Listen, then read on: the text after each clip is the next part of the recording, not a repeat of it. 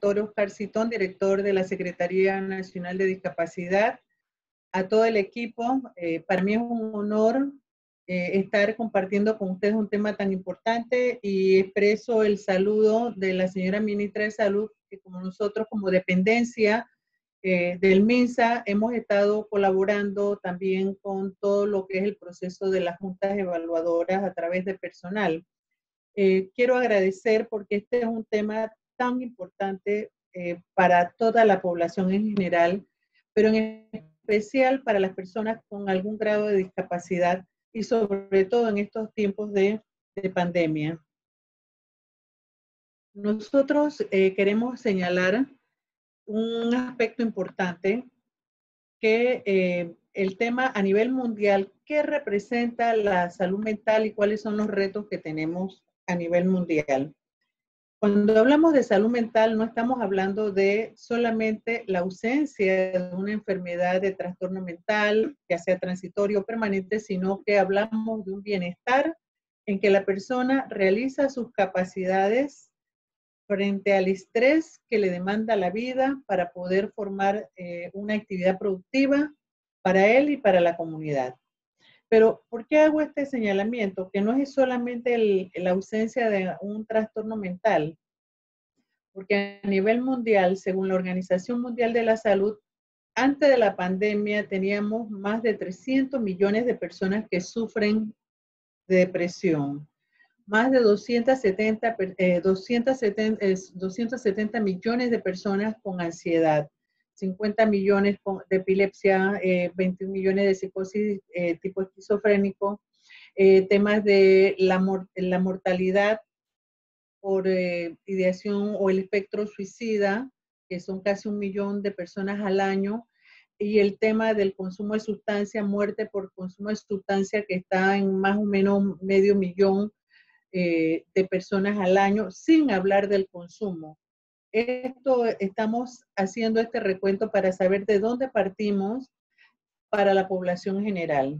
En términos generales de esta información, la Organización Mundial de la Salud había establecido un programa denominado MH-GAP, reduciendo las brechas, porque era importante que incluso dentro de estas patologías que se encontraba también la epilepsia y los trastornos de desarrollo de la infancia a la adolescencia, había una distancia entre la prestación de servicio y las patologías que se estaban dando y que estaban muy vinculados con el tema de la adquisición de insumos de medicamentos, de alimentación, etcétera. Entonces, ese es un panorama que nosotros tenemos que tener presente antes de la pandemia, en términos generales, la población general.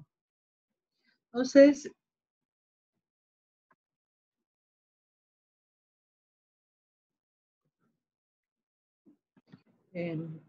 salud mental, tiene que vincularse para la exposición de hoy el tema de salud mental y discapacidad, ya teniendo un panorama general con respecto a lo que había antes de la pandemia. La discapacidad, que todas las personas que nos escuchan saben o estamos enfocados, que es un término general que abarca las deficiencias, las limitaciones en la actividad y la restricción de la participación de las personas. Entonces, imagínense si nosotros tenemos una población que en principio es considerada ajena a tener discapacidad o cualquier trastorno de índole mental, entonces con nuestra población, ¿cómo vamos a estar? El COVID, entrando ya en materia, el COVID es una enfermedad nueva y todavía estamos aprendiendo mucho sobre ella. Ha generado cambios en nuestra rutina, ha generado cambios en nuestro ámbito laboral, escolar, familiar, comunitario. ¿Sí? ¿Qué es la reacción primaria de todo? El tema de una reacción de miedo, una reacción de incertidumbre, una reacción de no saber hacia dónde vamos. Y es importante esto, eso es una reacción normal, un trastorno de adaptación que tenemos que manejar todos. Pero imagínense que aquellas personas que tienen algunas limitaciones o que tienen algún aspecto que no le permite desarrollar todas sus potencialidades, esto se aumenta de forma doble o triple en cómo se va a realizar su adaptación a este proceso. ¿Cuál ha sido el impacto de COVID-19 en la población con discapacidad en América Latina y el Caribe?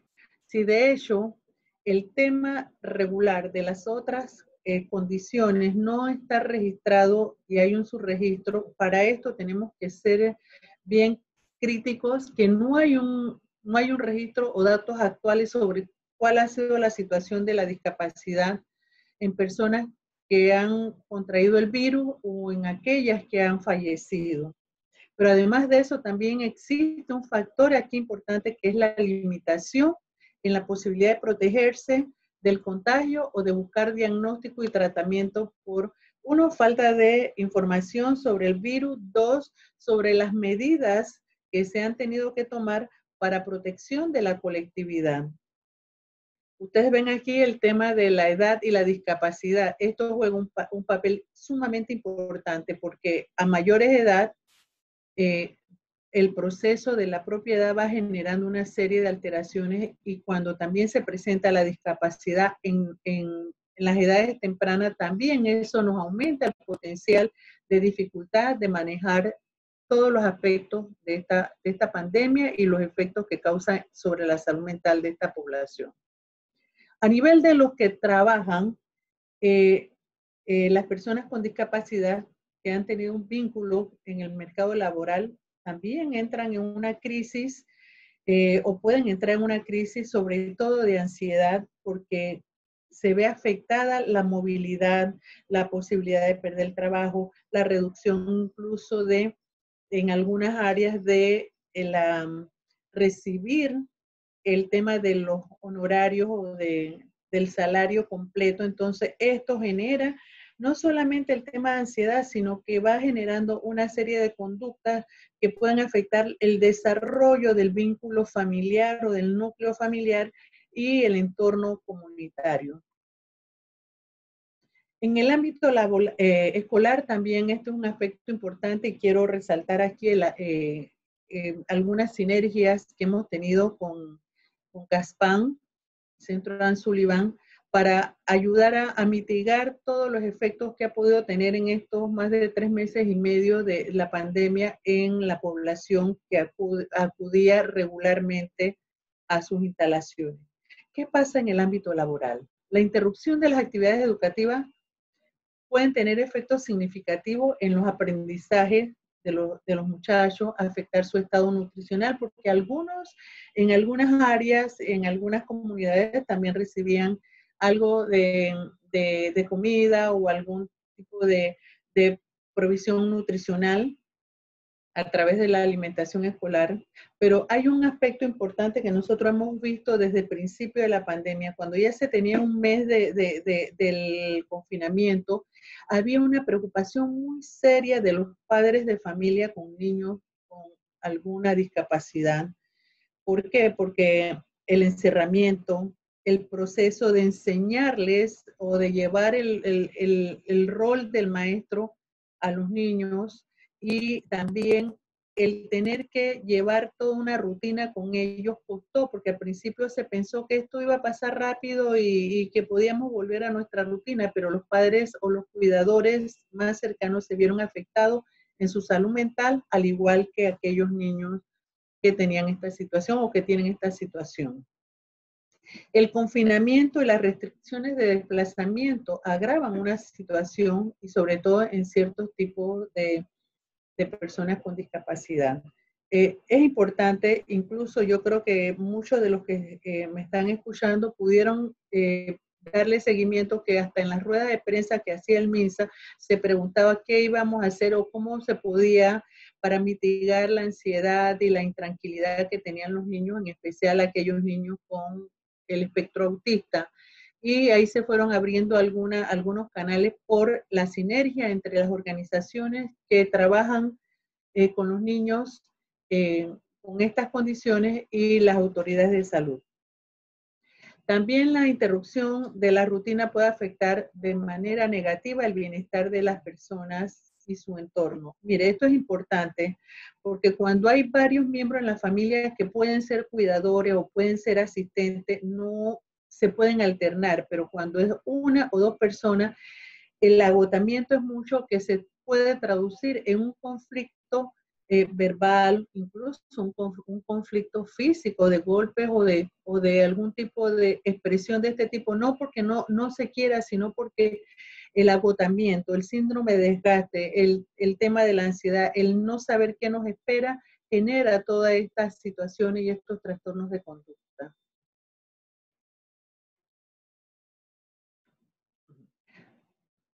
El otro aspecto y el otro extremo es el tema de los adultos con discapacidad y aquellos adultos sin discapacidad.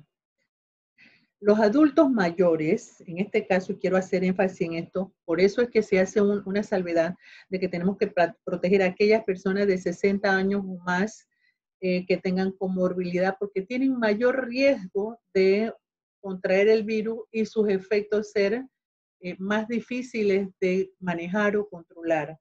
Pero si encima de todo esto le agregamos el componente de la discapacidad, el riesgo puede ser mucho mayor porque hay algún tipo de discapacidad que no te permite manejar con claridad los conceptos, las medidas higiénicas, entonces es un riesgo mayor.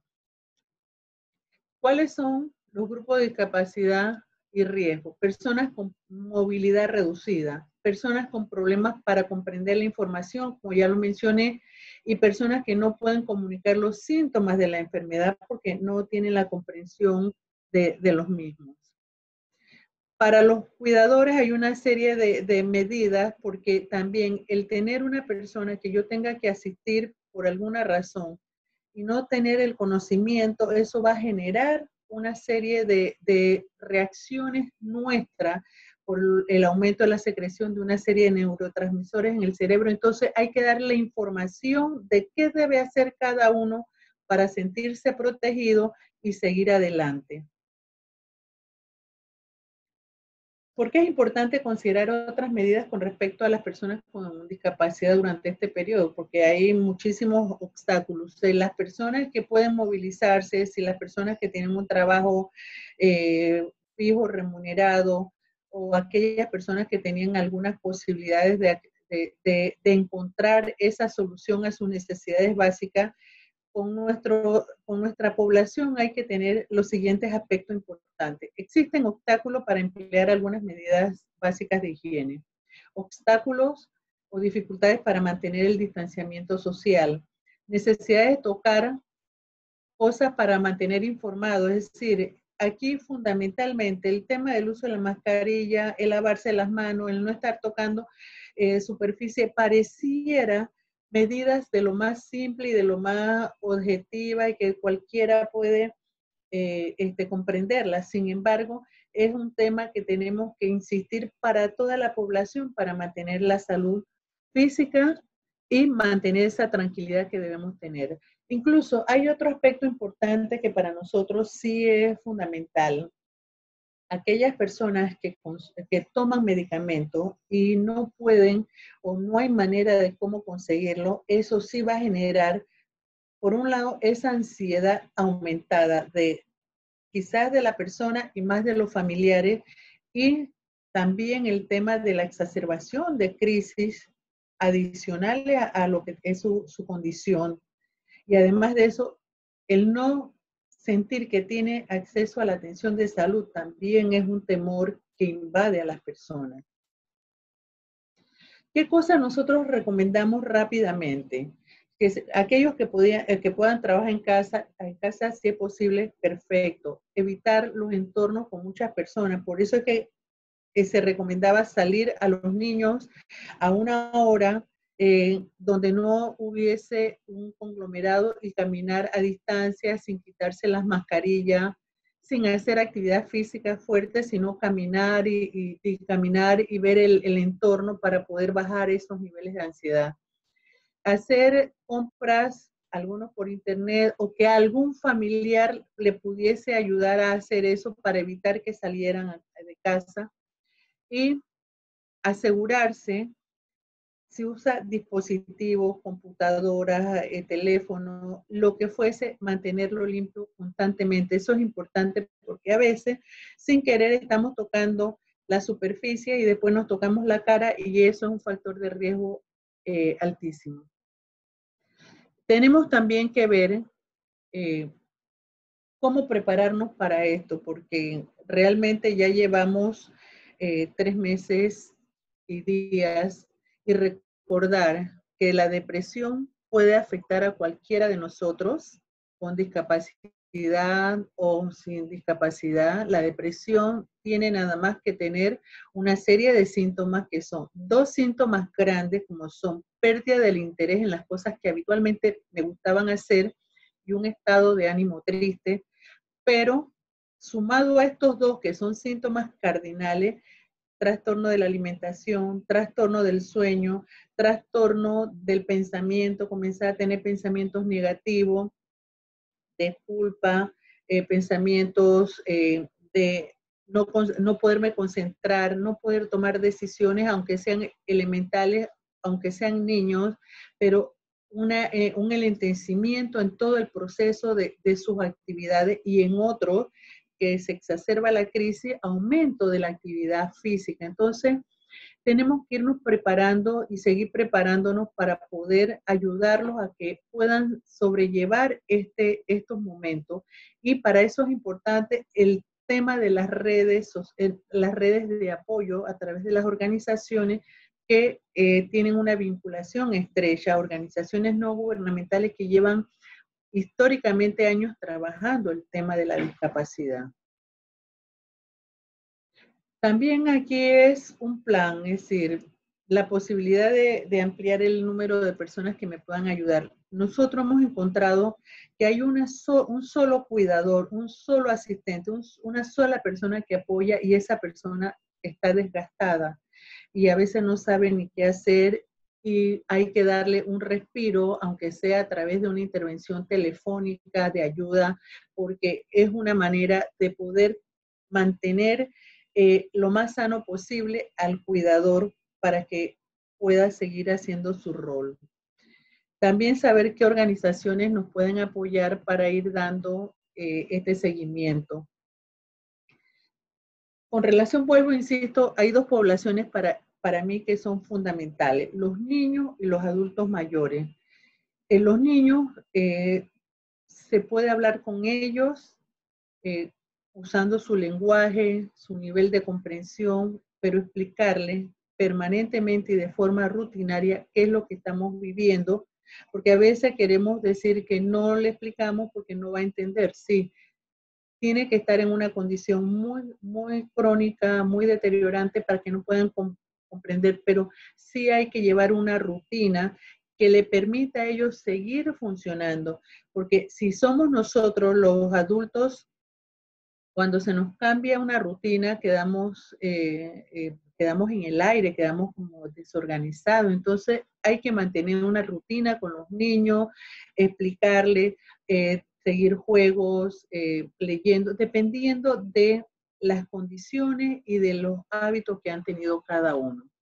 Si algún integrante del hogar, hay que hablar de la enfermedad, no todos los días, pero sí hay que ir explicando cuáles son las situaciones porque deben permanecer aislados, que no va a pasar nada. La tecnología, como bien decía el doctor al inicio y varios de los grupos, de los compañeros que estaban al inicio antes de empezar la conferencia, el tema de la pandemia nos ha obligado a utilizar nuevas modalidades y esto del Zoom, de los webinars, de las plataformas diferentes, nos ha permitido que se puedan comunicar a través de esto teniendo cierto grado de seguridad para los que participan y en especial estas poblaciones que son muy vulnerables. Tenemos que prestar atención a las personas con discapacidad que se encuentran en situaciones de mayor riesgo. Sí, habitualmente todos estamos inmersos en el tema de nuestro propio afán cada día. Sin embargo, tenemos que estar pendientes de cuál es, si su conducta ha cambiado, si su actividad ha cambiado, si su expresión verbal está dando nuevos elementos. Todo eso hay que tenerlo en cuenta y prestarle atención, porque ahí se nos está mandando mucha información, se nos está mandando mensajes que a veces nosotros, el entorno, por estar inmerso en nuestras preocupaciones, lo pasamos por alto. Entonces es importante que tengamos presente estos elementos. Las medidas de emergencia que hemos mencionado, debemos tener una red de apoyo para si el cuidador inmediato falla o se enferma o está desgastado, ¿quién nos puede prestar esta asistencia? También solicitar, y como aquí lo menciona, hay personas que cuidan, ayudan a cuidar a las personas con discapacidad que tienen movilidad reducida o que requieren este apoyo. Entonces, a veces por el tema de la cuarentena tuvimos que restringir la movilización. Entonces, es importante que esto se tenga también como personas especiales o de excepciones para este tema del apoyo a los cuidadores. Los servicios de telesalud para las personas con discapacidad. Nosotros creemos importante esto. Hemos tenido que renovarnos todos, hacer la telesalud, hacer el tema de las recetas a través de lo que son las vías de, tecnológicas, para reducir el riesgo de que tengan que salir y estar dando contactos con otras personas. Eso en los casos que se puede hacer y es una responsabilidad de los profesionales que dan este servicio. Entonces es importante que esto se vaya generalizando porque todavía no sabemos cuándo van a abrir, cómo se va a comportar esto y la telesalud es parte de un servicio que vamos a tener que incorporar. De hecho, tengo que reconocer también el tema de las gestiones que se están haciendo nosotros con el equipo de médicos psiquiatras que se capacitaron y gracias, quiero señalar aquí esto importante, un convenio que firmó el MINSA-INSAN con CENADI, estuvo el doctor Oscar Sintón, que firmamos para la formación de nuevos profesionales de salud mental, neurólogos, médicos generales que pudieran incorporarse al proceso de juntas evaluadoras a través de todo lo que se requiere, a través de los seminarios de las TIF, de la CIDIE, de los exámenes que debían pasar con más de 91 puntos, el tema de la entrevista y el tema de la observación. Entonces, eso fue un gran avance y queremos también reconocer la autorización que nos dio el despacho superior del MINSA para que pudiéramos hacer eso y tenemos un nuevo grupo de personas profesionales que van a ayudar en esto a la Secretaría Nacional de Discapacidad. Medidas que deben tomar todos los que proveen los servicios comunitarios, pues ya lo dijimos, esto es generalizado. En las medidas básicas de protección, miren, nosotros, Panamá es un pueblo noble, los panameños somos un pueblo noble que ayuda al desinteresado, al que lo necesita, y tenemos que tener a esa persona que escuchamos, a esa persona que vemos sola, a esa persona que está pidiendo ayuda, de alguna manera buscar las vías para poder apoyarlo. Nosotros en el Instituto Nacional de Salud Mental tenemos 2 líneas telefónicas de lunes a viernes de 7 a 5, pero hay un sistema de directorio con CENIAF, con CENADI, con INAMU y otras organizaciones, el MEDUCA, para poder hacer esa sinergia y poder el que le corresponda o el que pueda tener la facilidad de brindar esos apoyos, estar disponible. Entonces, ¿cuáles son las recomendaciones? Respetar los derechos fundamentales y los derechos que son de todas las personas en el contexto de la crisis y en el periodo de recuperación, independientemente de su situación de discapacidad. Asegurar la accesibilidad a toda la información relacionada con la crisis. Y aquí quiero hacer un énfasis. Podemos escuchar información de la crisis, pero debe ser reducido a un periodo en el día. Si hay un hogar que está oyendo todo el día informes sobre la situación de la pandemia y toda la situación que hay, lo que sale en las redes, llega un momento que al acostarse no va a poder dormir por el estrés que esto le ha generado. No es dejar de escuchar las noticias, no es dejar de hacer la información que uno debe recibir, pero sí, no todo el día, dosificar esa cantidad.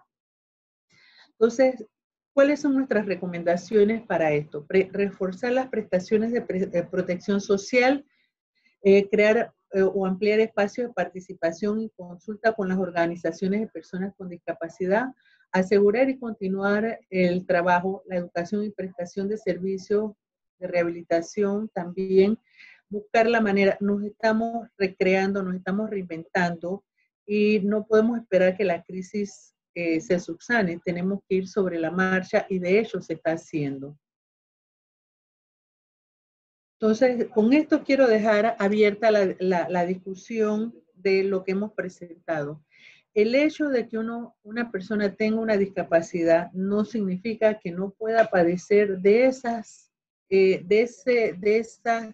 trastornos que ha mencionado la Organización Mundial de la Salud: depresión, ansiedad, trastorno de adaptación. Inclusive hay personas que ingieren bebidas alcohólicas buscando un alivio, que eso es un error garrafal, porque a final de cuentas eso no nos va a aliviar nada, al contrario, va a exacerbar algunas situaciones. Pero además de eso, tenemos que facilitarle espacios de desahogo a los cuidadores y a aquellas personas con discapacidad que requieran conversar, que requieran hacer alguna consulta. Por eso es importante que recalquemos que el sistema de directorios que hay está a disposición y estamos anuentes a apoyar no solamente a ellos, sino al personal que le está dando la cobertura de alguna manera telefónica, porque presencialmente ya tendría que ser si hay una emergencia hay que llamar al 169, pero desde el punto de vista emocional, a través de las redes, de los teléfonos, las instituciones estatales también tienen cuerpos de psicólogos. Hay una red de psicólogos de la Sociedad Panameña de Psicología que está disponible también. Entonces, hay opciones que podemos brindar, porque todos somos candidatos a padecer alguna de estos trastornos que he mencionado: depresión, ansiedad, trastorno de adaptación, y nuestra capacidad de adaptarnos está en función de lo que nosotros podamos apoyar. Bueno, muchas gracias y abrimos el periodo de consulta, de aportes.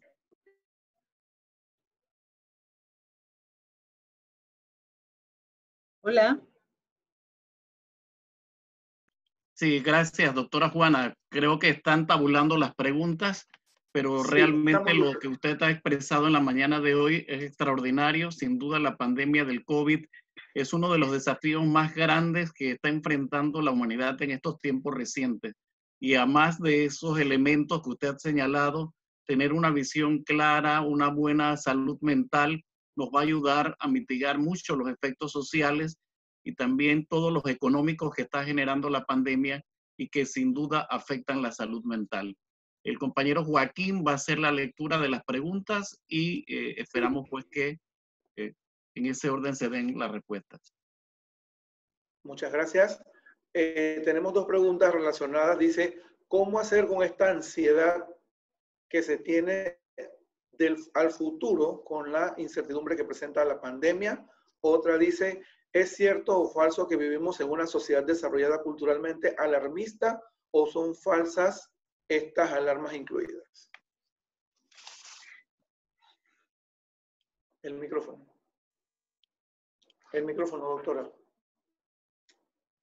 El tema de la ansiedad, nosotros tenemos que empezar con medidas de rutina en el hogar, porque siempre se piensa que nosotros queremos medicar a la persona. No, tenemos que empezar con lo que tenemos a mano, que es establecer una rutina de hora de levantarme, hora de desayunar, de bañarme. Mire, una cosa tan elemental esto, de de bañarse y cambiarse, no quedarse en pijama en la casa, es fundamental para la parte del estado de ánimo. Donde usted pasa todo el día en pijamado en la casa es un desgano, no quiero hacer cosas, bueno, me voy abandonando. Si eso se repite varios días, imagínense, va a llegar un momento en que no voy a tener ganas de hacer nada. Entonces, la ansiedad es un proceso que debemos ir trabajando inicialmente con medidas rutinarias.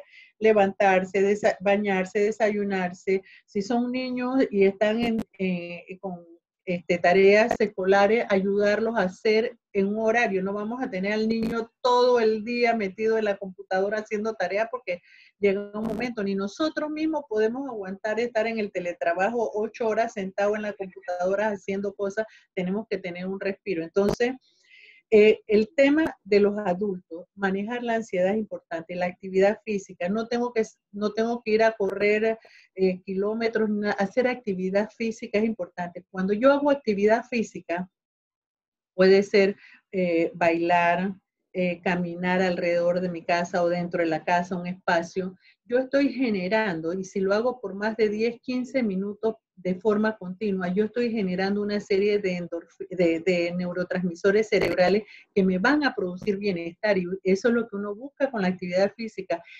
Producir un bienestar a través de la endorfina, de la oxitocina, de la serotonina que se producen cuando uno está haciendo actividad física. Entonces, eso es importante. Lo otro es que tenemos que vivir un día a la vez, porque si comenzamos a pensar qué va a ocurrir en el enero del 2021, nos vamos a llenar todavía de mucho más ansiedad. La siguiente pregunta, Joaquín, era... La segunda pregunta, Joaquín. Sí. Sobre el tema de si el alarmismo y si son ciertas pues todas las cosas que se dan. Mire, por supuesto, nosotros hemos encontrado que hay muchas noticias que circulan por las redes sociales que son falsas o que crean tienen la intención de crear un estado de miedo, de temor en la comunidad. Entonces, uno tiene que ser bien selectivo. Yo lo señalé hace un momento. Tenemos que ver los medios de comunicación, tenemos que ver las redes en un espacio de tiempo, no pasar todo el día en eso, porque eso va a llegar y nos va a crear un estrés, una secreción de sustancias que me van a tener en estado de alerta, no voy a poderme acostar, no voy a poder interactuar de forma correcta con mis familiares, voy a explotar porque yo estoy aterrada, estoy asustada, tengo miedo, ¿qué va a pasar? Que nos vamos a enfermar, nos vamos a hospitalizar, no lo voy a ver. Entonces comienza ese proceso a generar una reacción a nivel cerebral que no es bueno. Entonces hay que dosificar las medidas de lo que vemos en las redes. ¿Qué recomienda en el ámbito escolar sobre el tiempo que tienen los niños con o sin discapacidad dando clases frente a una computadora? Sí, mire, si el niño está en la escuela, físicamente puede estar de 7 de la mañana a 12 del día porque está cambiando, cambia de profesor, cambia de actividad, pero no es recomendable que esté tanto tiempo en la computadora, es decir, puede estar no más de 35, 40 minutos, levantar, hacer un receso, y esto es importante para los docentes. Incluso tenemos también que recomendar que los niños o las personas adultas que tienen el diagnóstico de epilepsia o de focos de este tipo no deben estar sentados frente a una computadora que te puede ir estimulando estas reacciones eléctricas a nivel cerebral. ¿Cómo podemos manejar la situación con niños que quieren salir a compartir con sus amigos?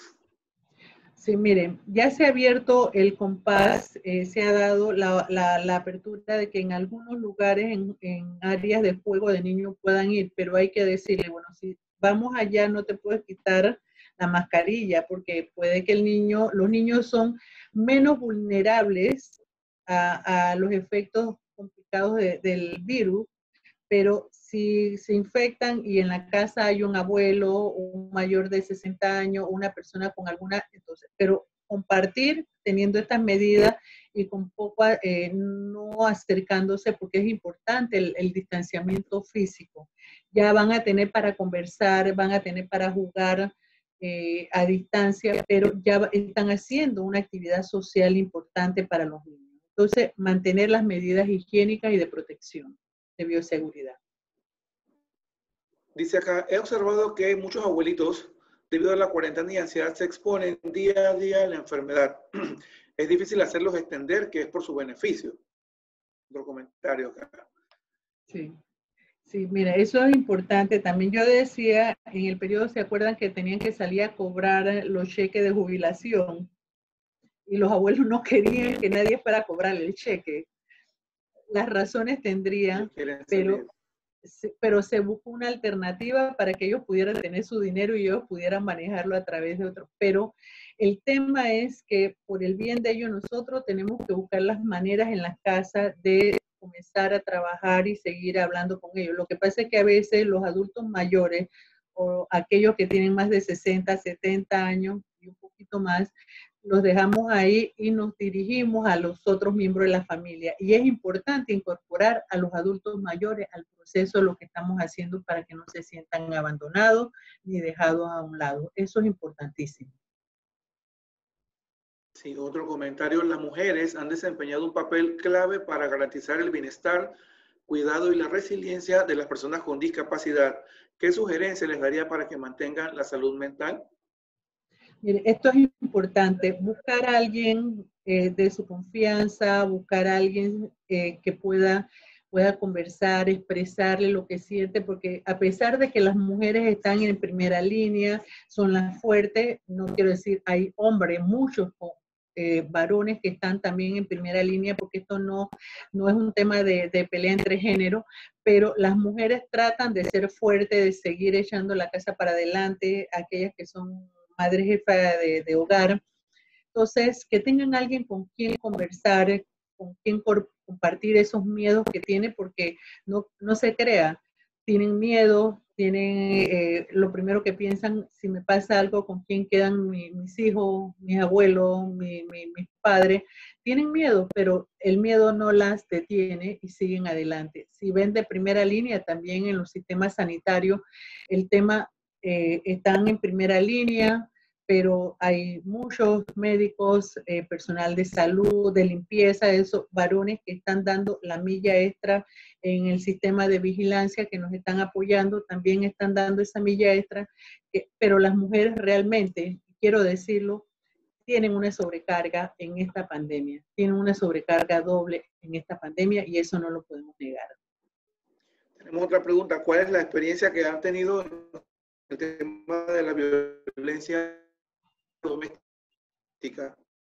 La violencia, miren, hemos estado hablando y a través de organismos internacionales también que van registrando a nivel de otros países. Nosotros hemos recibido en la línea del INSAN un grupo de llamadas buscando ayuda por el tema de la violencia doméstica y lo derivamos al Instituto Nacional de la Mujer, porque no podemos, una institución no puede absorber todo, pero sí ha habido denuncias por teléfono buscando ayuda, buscando orientación de cómo manejar esta situación, dónde acercarse para protegerse por el tema de la violencia doméstica, y mayoritariamente son mujeres las que llaman y las que se ven afectadas.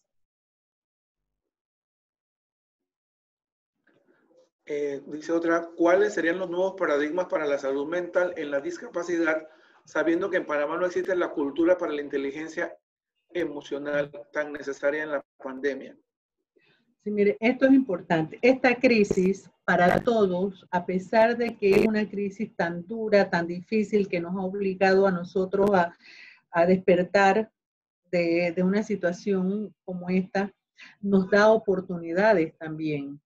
Nos está dando oportunidades para seguir adelante. Y en este momento tengo que reconocer que la salud mental ha jugado un papel importante y se ha rescatado el tema de la salud mental. Históricamente la salud mental se veía como la cenicienta de las especialidades en la medicina.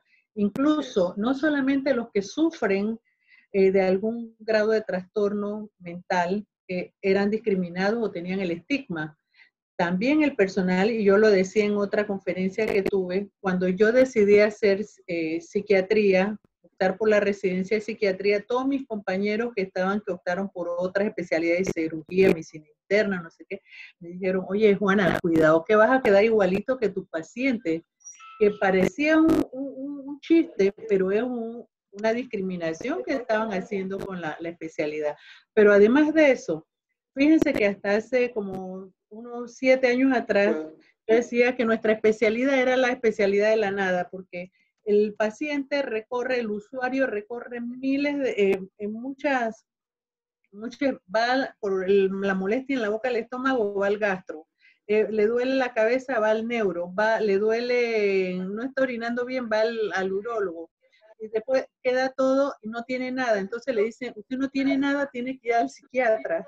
Entonces, pero eso ha ido cambiando. Es una oportunidad para crecer como especialidad, para brindar servicio a la comunidad, pero además de eso, nos da la oportunidad para ir creciendo como población y como sociedad con nuestra inteligencia emocional, que es importantísima para echar adelante el desarrollo del país.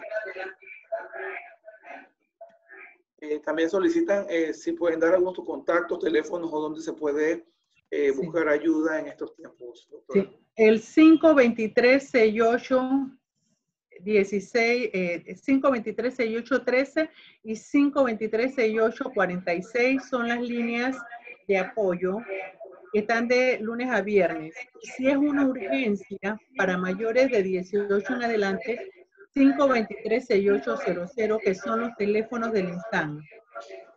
Son autorizados desde el despacho superior, todas esas líneas, porque ese es nuestro servicio y nuestra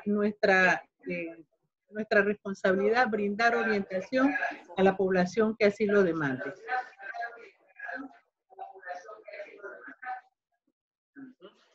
Dice aquí, las personas con discapacidad psicosocial están teniendo dificultad para tener sus medicamentos de control. ¿Cómo se puede manejar esta situación? Sí, mire, nosotros tuvimos al inicio, en los 3 primeros meses, el INSAN abrió un consultorio. Nosotros no tenemos consulta externa, pero abrimos un consultorio que llamamos transitorio para poder recibir a aquellos usuarios de la red primaria que necesitaban atención o necesitaban medicamentos. Ahora ya el Coordinador Nacional de Salud Mental del MINSA ha coordinado con el de la Caja de Seguro Social y están buscando los medicamentos para proveerlo a nivel de atención primaria. Igual, si es un medicamento que nosotros tenemos, nosotros lo facilitamos y lo tenemos en cantidad suficiente que no sea para los pacientes hospitalizados, y lo que podemos lo compartimos. Esto es como decían nuestros abuelos, donde comen 5 pueden comer 6, ¿no? Pero aquí damos un poquito, vamos ayudando para evitar las crisis que para nosotros atenta contra el derecho y la integridad de nuestros usuarios. Así que lo que podamos lo compartimos y estamos buscando los espacios. Hay medicamentos que no han podido llegar al país por el tema del cierre de las fronteras y esto, pero se está buscando los mecanismos para que lleguen. Pero sí, está en nuestras manos, cuenten con ello. El aislamiento social, las condiciones socioeconómicas afectan la intimidad de la pareja. ¿Qué recomienda para mejorar la unión de las parejas? Sí, mire, el distanciamiento social o el distanciamiento físico, si en casa no hay nadie que tenga, ni sea portador, ni sea positivo al COVID, esa casa está protegida. El tema es también que si tenemos que salir y nos exponemos, no tenemos las medidas, no usamos las medidas, porque fíjate, hay lugares donde tú le dices que tienen que estar usando su mascarilla y están con la mascarilla debajo de la barbilla. Yo ahora estoy sin mascarilla porque estoy sola en esta oficina, pero el distanciamiento físico depende de si hay un previo, un contacto, si hay un positivo, eso juega un papel importante en el distanciamiento. Si no, todos somos sanos hasta que se demuestre lo contrario. ¿Qué respuesta hay para personas con una condición de salud mental que viven solas y no precisamente, dice aquí, en casa o apartamentos? Sí, mira, nosotros hemos tenido contacto con el 911, con el SUME. Ellos buscan a las personas que están teniendo una condición que es necesaria su evaluación. Incluso hay lugares, por eso yo decía que la red de apoyo social y comunitaria es importante, porque si yo conozco a mi vecino, tengo 20 años de vivir con ellos, sé que está pasando algo que no lo veo bien, puedo, si tengo los teléfonos de su familia, llamar, o si no tiene familia, que hay personas así también, poder llamar al servicio del sistema de apoyo, que lo estamos viendo mal, que no lo vemos que sale, que no lo escuchamos, o que lo escuchamos y lo vemos cabizbajo, llamar al sistema de servicio de atención para que lo puedan desplazar a un lugar de atención primaria, ya sea en centro de salud, la policlínica del Seguro Social y si es mayor de edad, al INSAM.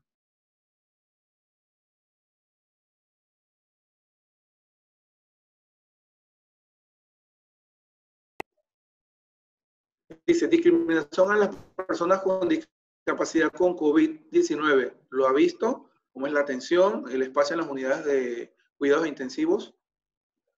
Mire, nosotros en el Instituto Nacional de Salud Mental, hasta el día de hoy no hemos tenido un solo paciente de los que hemos admitido y que nuestras admisiones han aumentado. No hemos tenido un solo paciente de salud mental con COVID positivo. Desde que se entra a la institución se siguen las medidas de bioseguridad, toma de temperatura, aquellos que están resfriados se derivan para hospitales generales. Las visitas se han restringido y los médicos tratantes tienen que presentar el informe a los familiares de los pacientes hospitalizados por teléfono, es decir, el que firmó o el que llegó con el usuario que se hizo responsable, no es que todo el mundo va a llamar y va a preguntar cuál es la condición, porque guardamos la confidencialidad de la persona que está hospitalizada, sino el familiar responsable se le da la condición que tiene lunes, miércoles y viernes, y si la persona llama un día que no es eso, también se le da su condición. En los hospitales generales, los equipos de salud mental que están allá están dándole atención a los equipos de salud y a los familiares de los pacientes con COVID. ¿Por qué? Porque el familiar, al no poder tocarle la mano, al no poder visitarlo, al no poderlo ver, el familiar se angustia y la percepción y el pensamiento es que quizás no lo vuelva a ver más. Entonces hay que darle apoyo a esa familia, hay que darle apoyo al equipo sanitario, que es el que está haciendo ahora de familia de ese paciente. Entonces, es importante que sepan que a nivel de los hospitales generales, nuestros psiquiatras y psicólogos están apoyando en COVID en esos hospitales.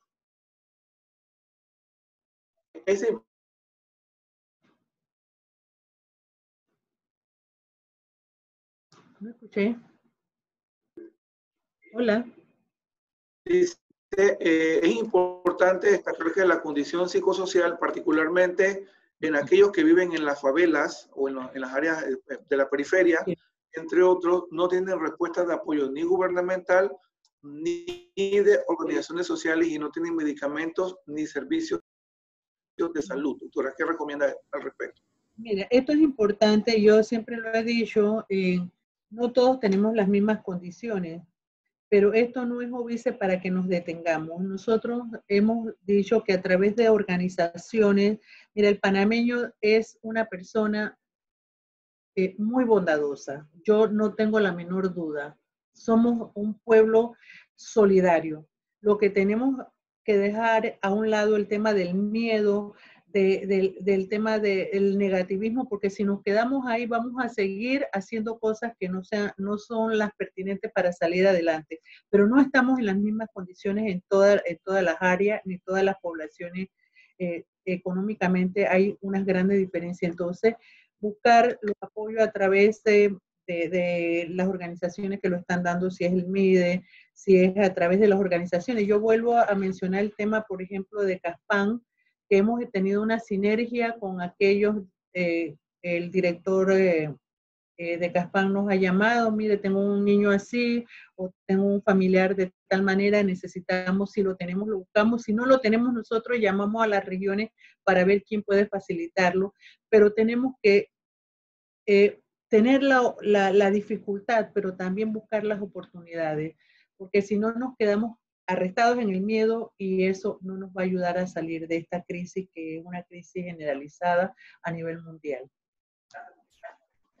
¿Qué aspectos podría resaltar para cuidar la salud mental de los cuidadores de personas con discapacidad en la cuarentena de la pandemia? Y también varias preguntas, doctora, referente al tema del manejo del duelo por COVID de personas con discapacidad. Sí. Bueno, mire, en relación a los cuidadores es importante hacer la alianza con los miembros de la familia o de los amigos. Un cuidador, si no tiene una vía de escape, si no tiene alguien con quien hablar, si no hace actividad física, hoy en día puede estar muy desgastado. Entonces, la forma de cuidar a esa persona no va a ser la más sana o la que necesitamos en este momento. Entonces, ese cuidador para nosotros es valioso, es un elemento, es un recurso fundamental para poder seguir cuidando a aquellas personas que lo requieran. Entonces, el cuidador tiene que tener una oxigenación, si hay algún otro miembro de la familia que nos pueda ayudar, la actividad física, el no estar tomando café, el no estar tomando bebidas carbonatadas, el tema de salir en su horario, aunque si puede dejar con otra persona y salir en su horario que le corresponde a caminar, a dar esto, es importante porque si tiene las medidas de prevención, como son las medidas de bioseguridad, esa parte está saldada, pero el tema de cuidar su propia salud mental es importante y necesita un oxígeno.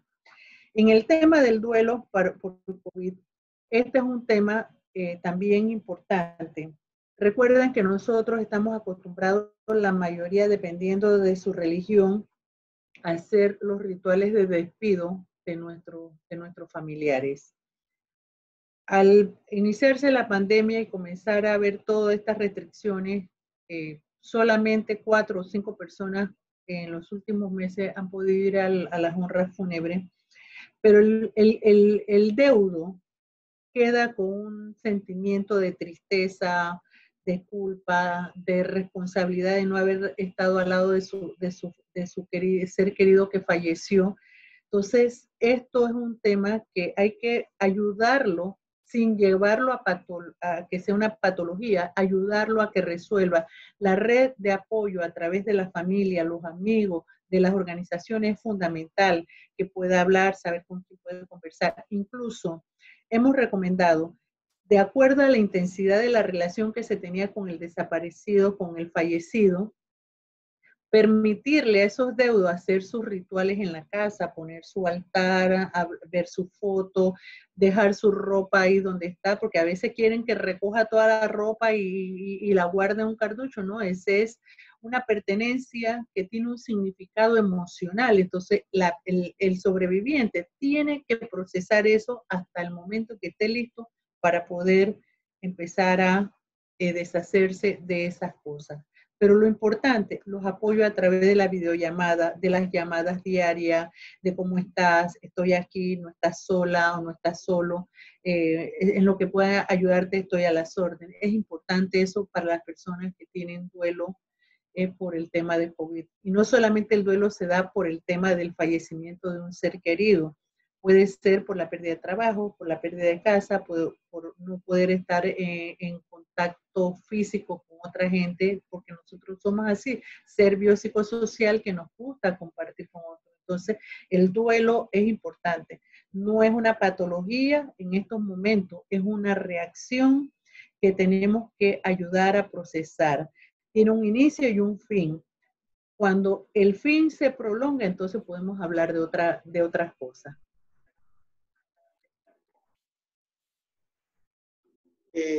Tenemos muchas preguntas, en realidad ha generado mucho interés, doctora, eso es un indicador positivo. Tenemos una pregunta más aquí, dice, ¿cómo están haciendo con los orates o personas en las calles con problemas con salud mental en relación con el COVID?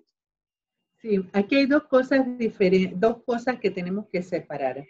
Los que están en la calle hay una responsabilidad del municipio o de los estamentos de juntas comunales que deben darle respuestas a eso.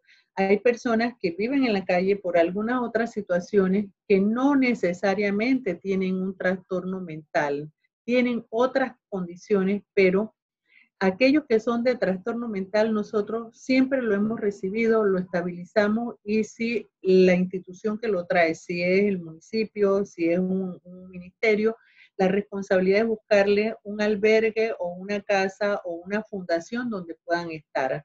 Nosotros establecemos o restablecemos hasta donde permitan los medicamentos y la condición de la persona, su salud, y de ahí entonces las otras instancias tienen que brindarle el apoyo para conseguir dónde pernoctar. Pero no todos los que están en la calle son enfermos mentales, quiero dejar claro eso. Muy importante. En el caso de una persona con discapacidad visual, ¿cómo cumplir con las medidas de salud sobre distanciamiento físico si se requiere de ese apoyo de forma inevitable? Sí, importante el tema de lavarse las manos, de tener las mascarillas, el pedirle a la persona que me va a ayudar también, es decir, es una petición de ambas partes que si viene de la calle tiene que asearse, cambiarse ropa, lavarse las manos, cambiarse mascarilla, porque es importante. Esa persona viene de la calle y nos puede traer esto. Es inevitable, pero manteniendo las medidas de seguridad, de bioseguridad, se puede y es necesario porque no podemos dar de darle el apoyo a las personas con discapacidad visual.